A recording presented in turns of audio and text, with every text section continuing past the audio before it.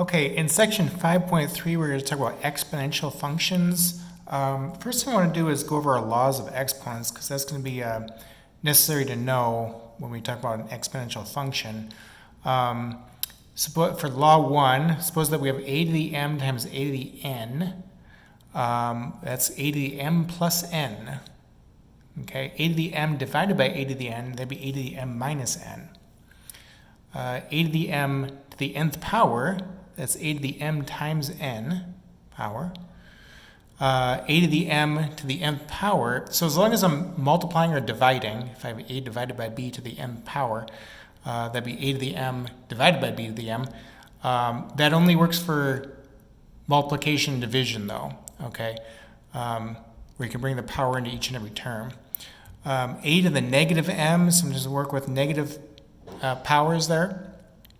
That's the same as 1 over a to the m power. Law 6, 1 to any power is 1. Law 7, anything at the 0 power is 1. Law 8, a to the m divided by n power is the same as the nth root of a to the m power, or the nth root of a to the m, the nth root of a, all that to the nth power.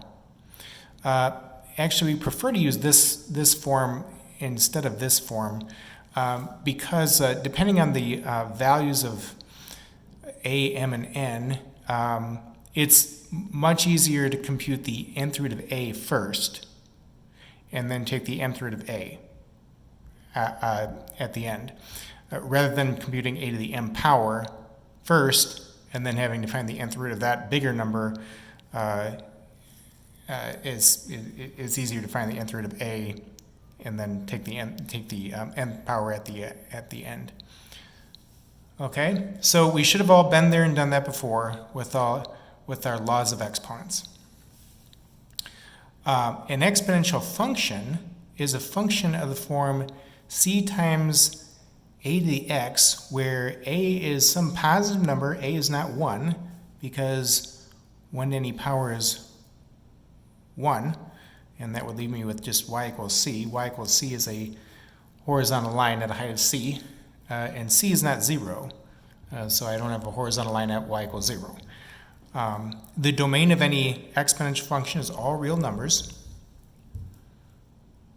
Okay, and so for example, suppose that f of x is equal to 2 to the x power, and g of x is equal to 1/2 to the x power. Well, I got a list of input values here. If x is negative 3, 2 to the negative third power, the same as 1 over 2 cubed, or 1/8. Negative 2 to the negative second power is the same as 1 over 2 squared, which is 1/4. Negative 1 to the negative first power is the same as 1 over 2 to the first power, which is the same as 1/2. 0 to anything at the 0 power is 1. That's law 7. 1 to the first power is 2. To the second power is 4. To the third power is 8. So I've got a graph there. Now, x can be anything. Okay, positive, negative, 0, doesn't matter. X can be anything.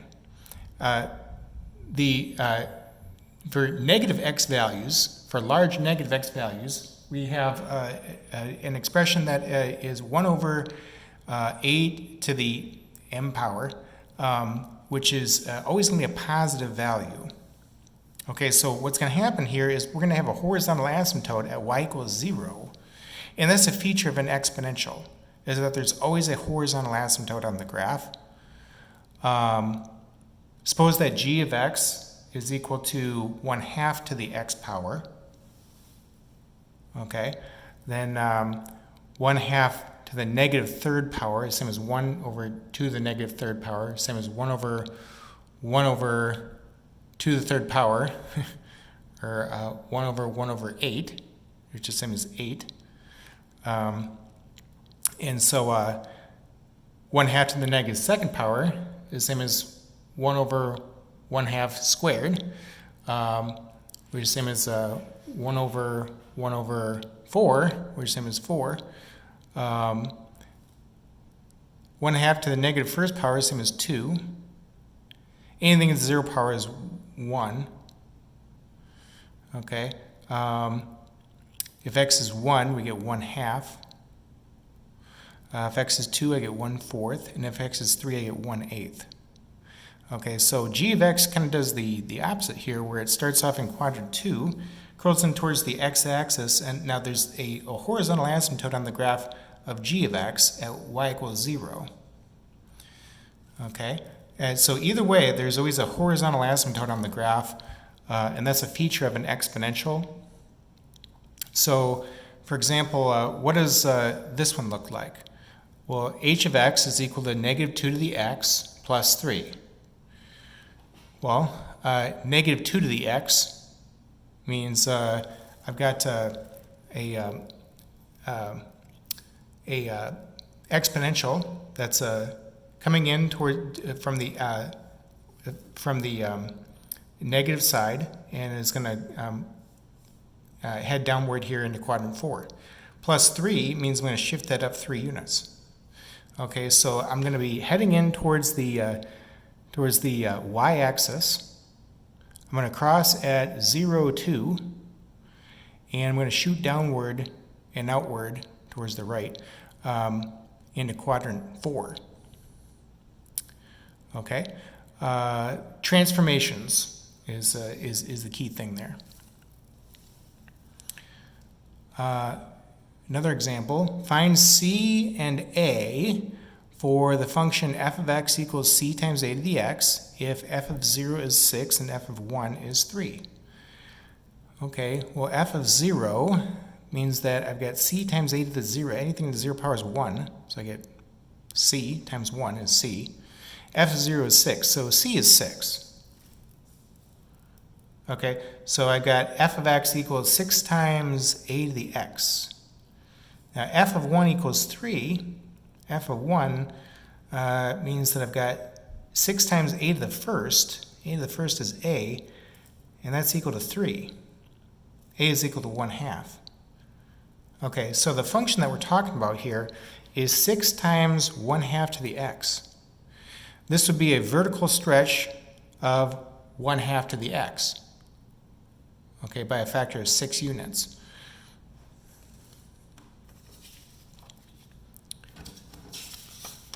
Okay, definition. The letter E is used to represent a fundamental irrational number with decimal approximation. E is approximately 2.7183. Okay, it goes on forever. What is an irrational number again? Well, an irrational number is a number that no matter what we do, we can't write it in fractional form.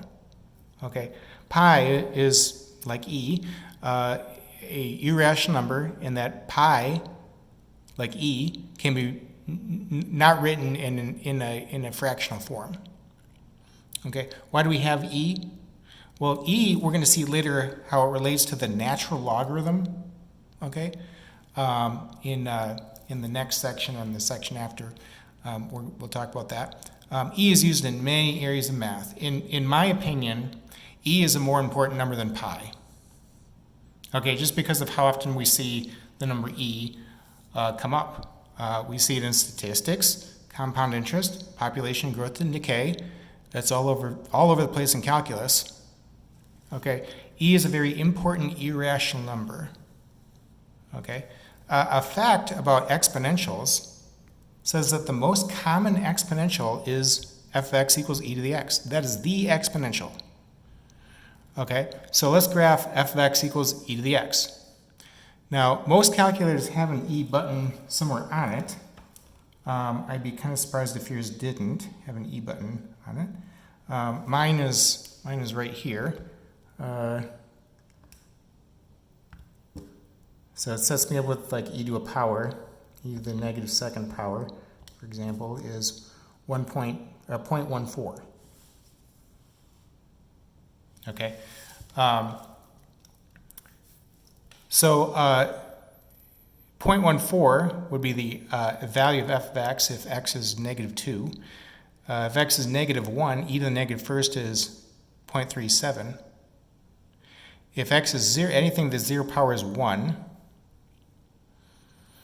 If x is 1, I get e. E is approximately 2.72. So 1e is up there. If x is 2, e squared. Well, e squared is 7.39, and that's off the scale that I've got there. But here's where the output values get very large. Okay. Now, when I look at this graph and compare the graph, this one, to the graph of y equal to the x, okay, these graphs look the same. They look very much like each other because e, the number e, is very close to the number 2. E is approximately 2.72. So we should expect, a graph that resembles y equal 2 to the x. Okay, what does this one look like? Well, if we have h of x equals e to the negative x minus 1, e to the negative x means we're going to flip about y, not x, about y, and then we're going to bump down 1 unit. Okay, so here's y equals e to the x. I'm going to flip that about y and bump down 1 unit. Well, if x is 0, e to the 0 is 1, minus 1 is 0. If x is 1, e to the negative first is 0.37 minus 1 gives me negative 0.63. Okay, so here's 1, negative 0.63, okay, etc. I'm going to flip this graph about the y-axis and then shift down 1 unit. All the points are going to move, including the horizontal asymptote. Okay, that's now going to be at y equals negative 1. Okay. So you what? Why don't we stop right here, and I'll pick up with solving exponential equations in the next video.